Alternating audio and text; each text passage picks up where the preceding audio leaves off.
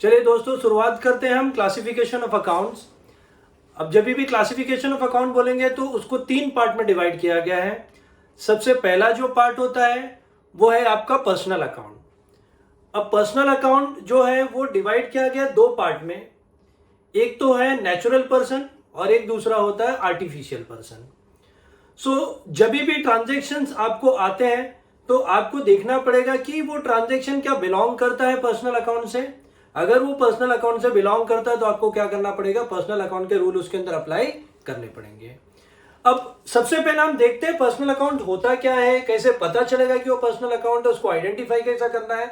तो यहां पे देखिए, जब भी पर्सनल अकाउंट की बात आएगी तो पर्सनल अकाउंट को 2 पार्ट में बाइफरकेट कर दिया गया है। जो पहला पार्ट, जैसे कि मैंने आपको बताया, दैट इज नेचुरल पर्सन। जैसे कि हम और आप, हम नेचुरल पर्सन है। किसी का भी नाम ले लो, राम, श्याम, सीता, गीता, लक्ष्मण, भरत, जो भी नाम ले लो, सब आपके पर्सनल अकाउंट में आते हैं। तो as we are the natural person, we all fall in the category of a natural person.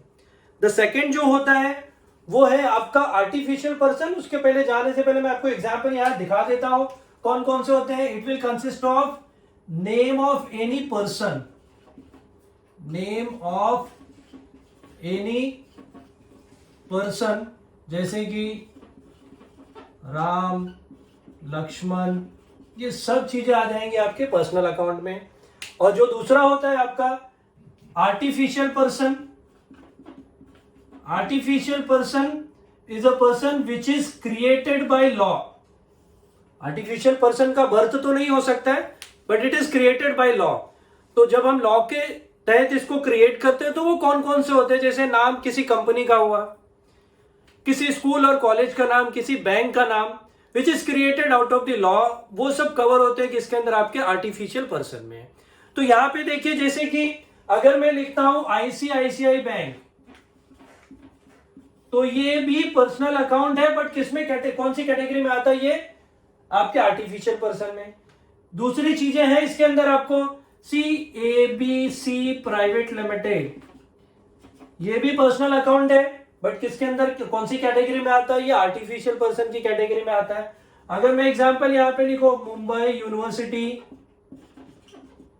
ये भी आर्टिफिशियल पर्सन की कैटेगरी में आता है।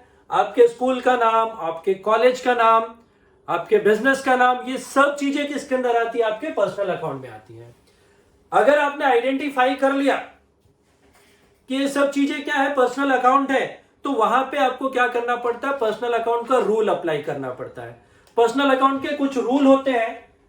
तो रूल इस तरह से है, debit the receiver, credit the giver. मतलब डेबिट में कौन सी चीजें लिखना है और क्रेडिट में कौन सी चीजें लिखना है, क्योंकि पूरी अकाउंटेंसी में हमको यही देखना पड़ता है, which things to debit and which thing to credit. तो जब भी पर्सनल अकाउंट आपने आइडेंटिफाई कर लिया तो आपको डेबिट क्या करना है, जो चीजें आपको कहीं से रिसीव होने वाली है, कहीं से मिलने वाली है, तो वो पर्सन को आपको क्या कर देना है, डेबिट कर देना है। अगर किसी पर्सन को आपको पेमेंट करना है, you will have to make payment to any person, तो वहां पे आ जाएगा आपको क्या, गिवर। तो debit the receiver, credit the giver, that is the rule of your personal account. Okay, फिर इसके बाद जो नेक्स्ट अकाउंट आता है स्टूडेंट्स, वो है आपका रियल अकाउंट। तो रियल अकाउंट की तरफ हम बढ़ते हैं। रियल अकाउंट समझने के लिए सबसे पहले तो आपको पता करना पड़ेगा कि कौन कौन सी चीजें कवर होती हैं। जैसे मैंने आपको यहाँ पे बताया कि पर्सनल अकाउंट में आर्टिफिशियल और नेचुरल पर्सन आते हैं, वैसे रियल अकाउंट में भी कुछ कैटेगरीज हैं। जैसे कि आपकी जो भी प्रॉपर्टीज होगी, कुछ असेट्स होते हैं, चाहे वो टेंजिबल हो या इंटेंजिबल हो, वो आपके किसके अंदर, रियल अकाउंट में आते हैं। तो have a look on the real account, let's see what is real account and what are the things which are to be covered under the real account, और रियल अकाउंट के rule क्या होते हैं। तो रियल अकाउंट में सबसे पहला चीज आता है आपके सभी properties, all your properties are to be included into the real account. तो पहला चीज है ऑल प्रॉपर्टीज अगर मैं प्रॉपर्टीज की बात करूं तो आपके पास जो भी संपत्ति होगी वो सब चीजें आपके रियल अकाउंट में आती है। जैसे कि आपके पास कोई गोल्ड है, वो भी रियल अकाउंट है। आपके पास कोई लैंड है, कोई बिल्डिंग है, कोई मशीनरी है, ये सब चीजें आपके रियल अकाउंट के पार्ट होते हैं। तो रियल अकाउंट में आपकी जो प्रॉपर्टीज होती they all is to be included into the real account. जब भी आप ट्रांजैक्शन पढ़ोगे तो आपको देखना पड़ेगा कि क्या वो ट्रांजैक्शन रियल अकाउंट में भी कुछ पार्ट उसके फॉल होते हैं क्या। अगर रियल अकाउंट में आ रहे हैं तो आपको क्या करना पड़ेगा, रियल अकाउंट का रूल अप्लाई करना पड़ेगा। एंड देखिए दोस्तों, रियल अकाउंट के rule very simple. Number 1 is debit what comes in and credit what goes out. Debit में कौन सी चीजें लिखनी है, जो आपके पास आ रही हैं वो चीजों को आपको क्या करना है, डेबिट करना है। और जो चीजें आपके पास से जा रही हैं वो चीजें आपको क्या करना है, क्रेडिट करना है। तो डेबिट में अगर मैं बताऊं, जैसे आपने कोई मशीनरी परचेज किया तो मशीनरी आपके पास आएगा, मशीनरी को डेबिट करना है। सपोज आपने कोई फर्नीचर बेच दिया तो फर्नीचर आपके पास से जा रहा है, तो फर्नीचर को आपको क्या कर देना, क्रेडिट कर देना। वेरी सिंपल रूल, आप आइडेंटिफाई करिए और रूल अप्लाई करिए रियल अकाउंट का। तो ये सेकेंड रूल था आपके अकाउंटेंसी का, या तो सेकेंड पार्ट था क्लासिफिकेशन का। First was your personal, second was your real account. Now the third part में जाते हैं।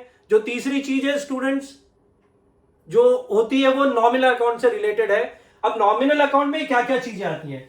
Nominal account will consist of all your income, expenses, profits, gains, losses, ये सब चीजें किसमें कवर होती है, आपके नॉमिनल अकाउंट में।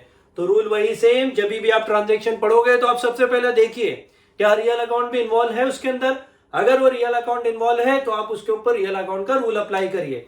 तो पहले देख लेते हैं नॉमिनल अकाउंट में क्या क्या चीजें आएंगी। सबसे पहला, नॉमिनल अकाउंट में आपके कुछ इनकम के बारे में बात करेंगे।